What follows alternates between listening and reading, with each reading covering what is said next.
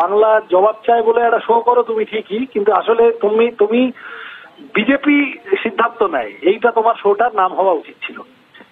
যাদবপুরের ছেলেপুলে তাদের ওখানে সেনা ঢোকাবে এইসব করে যা করছো ময়ূকদা, তুমিও তো ছাত্র রাজনীতি করেছো এককালে। আমি খুব খোলা মনেই বলছি, শঙ্কুদা ওখানে আছে তোমার স্টুডিওতে, সবাই আমরা ছাত্র রাজনীতির প্রোডাক্ট। একটা ইউনিভার্সিটিতে দেশের রাজ্যের বিভিন্ন প্রান্ত থেকে গরিব ঘরের ছেলেমেয়েরা, আমিও একসময় করেছি, কিন্তু আমরা কেউ বুদ্ধদেব ভট্টাচার্যকে কুকুর বলিনি। আরে তাদেরকে তোমরা মাথায় হাত বোলাচ্ছ, এটা মানা যায় না। বাবা আমার কথাটা শোনো, তুমি আমাকে ফোন করেছো, আমি তোমাকে ফোন করিনি, তুমি আমাকে ফোন করেছো, আমার জবাবটা শোনো। সেটা হচ্ছে যে যাদবপুরকে যেভাবে তোমরা কুৎসা করছো, যাদবপুরের ইউনিভার্সিটিটাকে যেভাবে তোমরা মেলাইন করছো গোটা বাংলার সামনে, এর আগের ঘটনা এই ঘটনা বারবার যাদবপুরের ভিতরে, শোনো, যাদবপুরের ভিতরে যে গ্রাম থেকে আসা সাধারণ ছেলেমেয়েরা পড়তে আসে, তারা তাদের পাড়ায় ফিরে গিয়ে যদি এই জিঙ্গোইজমের শিকার হয়, আক্রমণের শিকার হয়, তুমি তো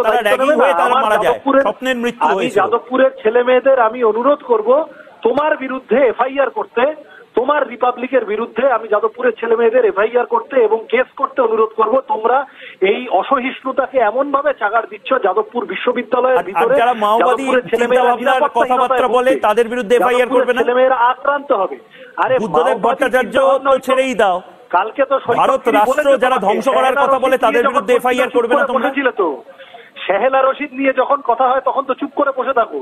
শেহেলা রশিদকে বিজেপি, শেহেলা রশিদ এসছে কালকে, শেহেলা রশিদ এসছে, পরশুদিন হয়তো সৃজন ভট্টাচার্য বিজেপিতে আসতে পারে বা ভারতের হয়ে কথা বলতে পারে। রত্নাকর দস্যু থেকেই তো বাল্মীকি তৈরি হয়েছে, মরা থেকেই তো রাম হয়েছে। বাল্মীকি এসব ছাড়ো, ভালো দিয়েছো। শোনো, তোমায় কালকে সৈকত যে প্রশ্নগুলো করেছি, আই রিপিট, বাল্মীকি জানি না, বাল্মীকি জানি, ভারতের বাল্মীকি, এই নিয়ে একটা শো করো।